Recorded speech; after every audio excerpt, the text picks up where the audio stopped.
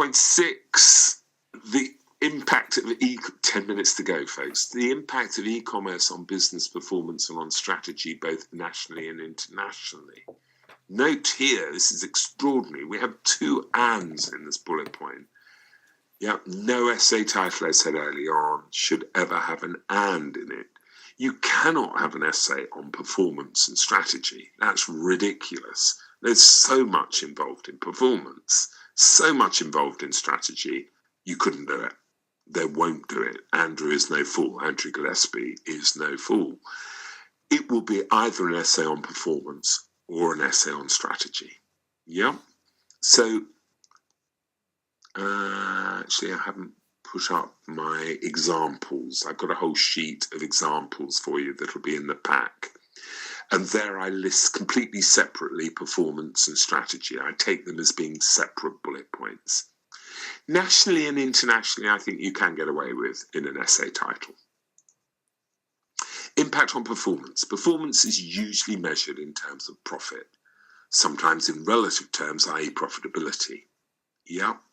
Now, the only alternative to that would be if you're given some very clear objective, then performance could be in relation to that objective. So, for example, Costa have publicly said that they want 900 coffee shops in China by 2020.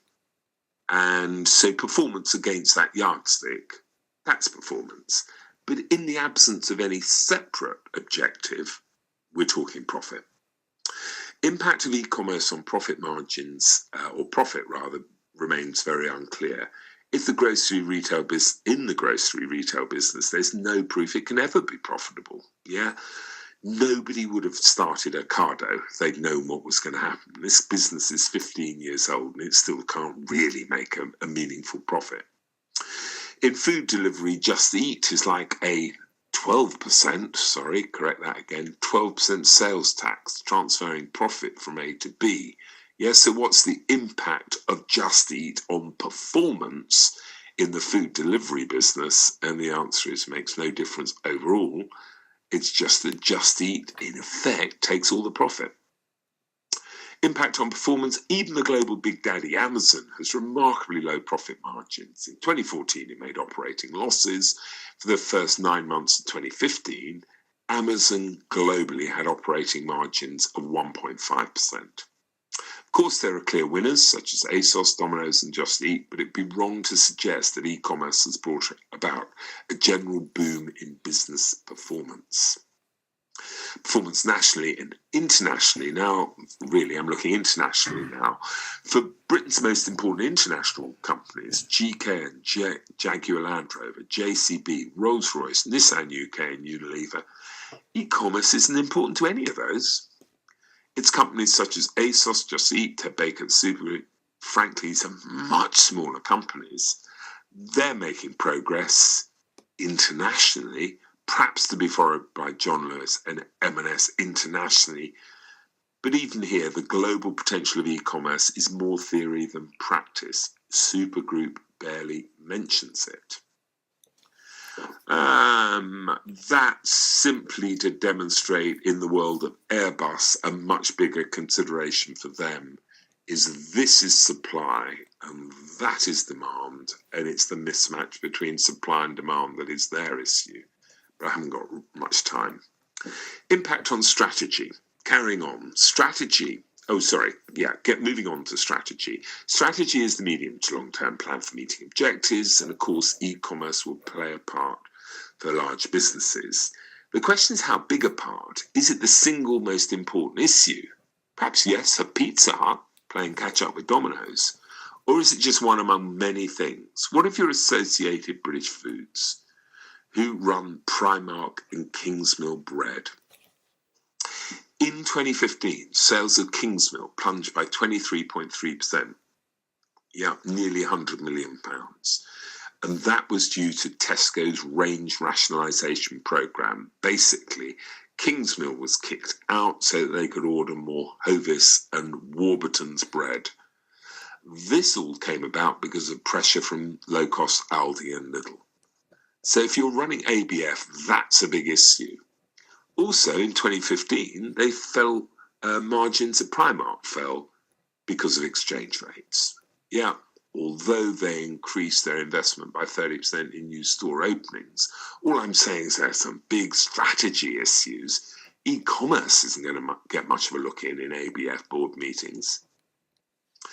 If we look at Supergroup also make very little play on e-commerce. In their latest accounts, they think that's a really big deal. Idris Elba is their brand ambassador for their product range to cement urban, youngish male brand image and add value. That's of some importance to USA, but the other thing they spend an awful lot of their annual report on is the huge potential of China. They've just agreed a joint venture with a Chinese retailer. I agree with them. I think China's going to be huge for Supergroup. Online sales now account 17.5% of Supergroup's business, but its strategic focus is elsewhere. They don't seem to care all that much, perhaps wrongly. Impact on strategy 4. So, to assess the impact of e-commerce on strategy, one has to get to know companies pretty well to learn where e-commerce be ranked in, shall we say, the top 5 of strategic issues. Having done that, it's important to consider, can the desired strategy be afforded? Does the business have the right people and the right skills to lead a successful e-commerce program? And also to consider whether e-commerce may cannibalize your shop sales. Strategy, nationally, internationally, and this is really interesting. Both these are good, I would say, from the student point of view. This is really international again. Strategy internationally, Topshop, who I've criticized for years for not being in China, they're using e-commerce quite cleverly. They're using it as, in effect, a test market in China. So they are opening up an e-commerce site in a joint venture with a local Chinese retailer. They don't have a retail physical presence, but they're testing out China in e-commerce. If it goes well, they'll then start some shops.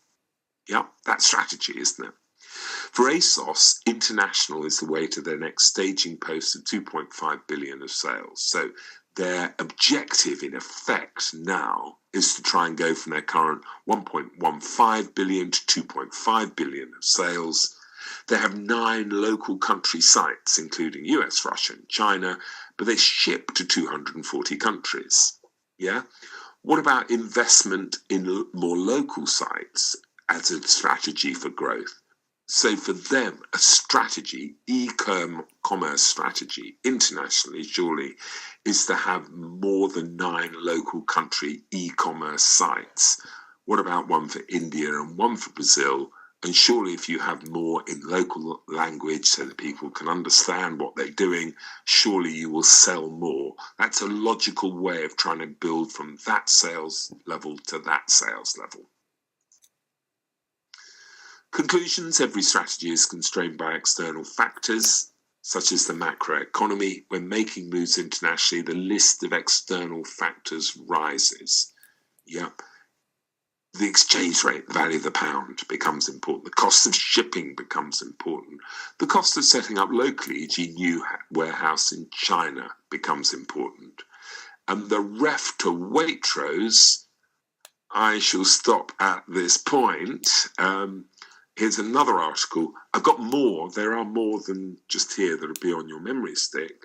But this is Mark Price of Waitrose, boss of Waitrose for the last, I think, 10 years, basically saying, let me find the number that he says. He says our annual operating margins have fallen from 5.1% in 2011 to 3.9% in 2014. And what he says in the article is that people want e-commerce. They don't want to have to pay for it, though. We are having to use multi-channel marketing, including click and collect. We have to put more money into this, but the customer won't pay. So that strips away our margin. How strategically are we going to cope with this in the future? And it's reasonable to assume that if what e-commerce means in the future is more transparent pricing and tougher competition, then business strategy has to focus on getting a way around that. In essence, Waitrose has got to try to be even more Waitrose-y in the future to differentiate itself even more clearly, doesn't it? Yeah, if the competition and consumer demand for e-commerce is stripping away the margins, somehow they've got to find other ways. In other words, they've got to be even more innovative about new, clever new foods than they've been in the past. It's asking a lot. And we're going to stop there. All I'll say, I know my time's up really. All I'll say about Section B, if I may. In Section B, students have to choose one of 3 essays. Each year, the examiner says, most students choose one essay. About 2/3 of students will choose one essay. About 20% to 25% of students choose the second essay, and about 5 to 10% of students choose the third essay. And each year, the examiner says that the one that only 5 to 10% of students chose is the one that got the high marks. The one that people almost all chose gets poor marks. Choosing the right essay in Section B is vital. In Section A, students they're pretty well informed. They know enough about Section A to choose the right essay title, I think. In Section B, they don't know enough. They rush to a choice.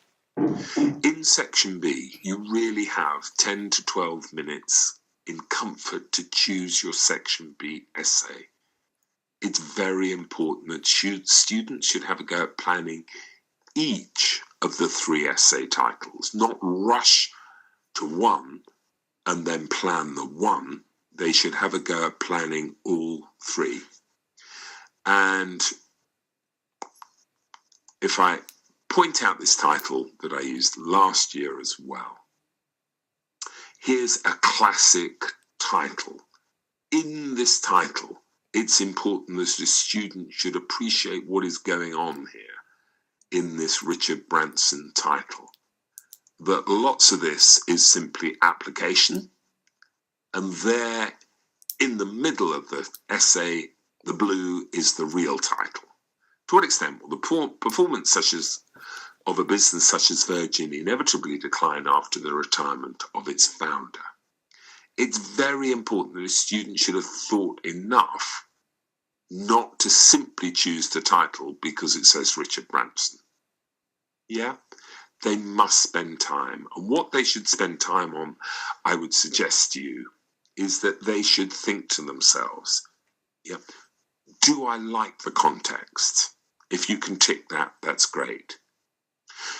Do I recognize and like the content, i.e. the subject matter? Now, in this case, the title isn't really about any subject that you or I would have spent any time teaching our students. This is a vacuous title. Students should try and avoid it because there is nothing that it examines. i.e. they've spent 2 years and nowhere in that 2 years has the topic here really come up. Okay, so that's a cross as far as I'm concerned.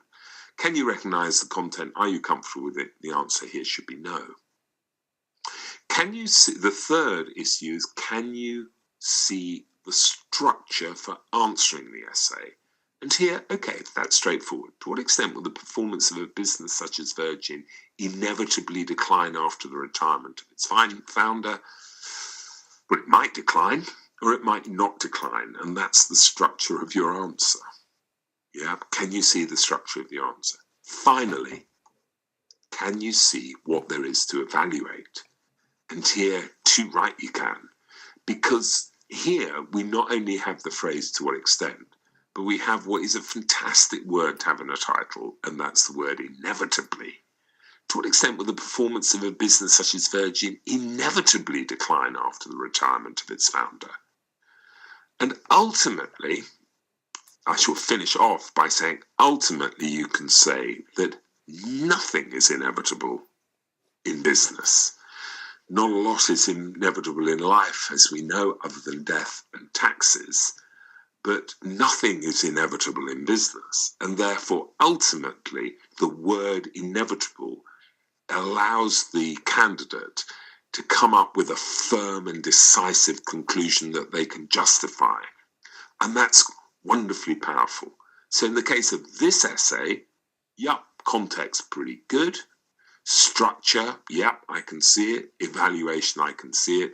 The only thing wrong is that the content is vacuous. There's nothing really to write about other than decline, which is to say, you didn't spend 2 years studying at all. So there are 3 ticks out of 4 on this title, which doesn't rule it out. Obviously, you'd hope to find 4 out of 4 on another title.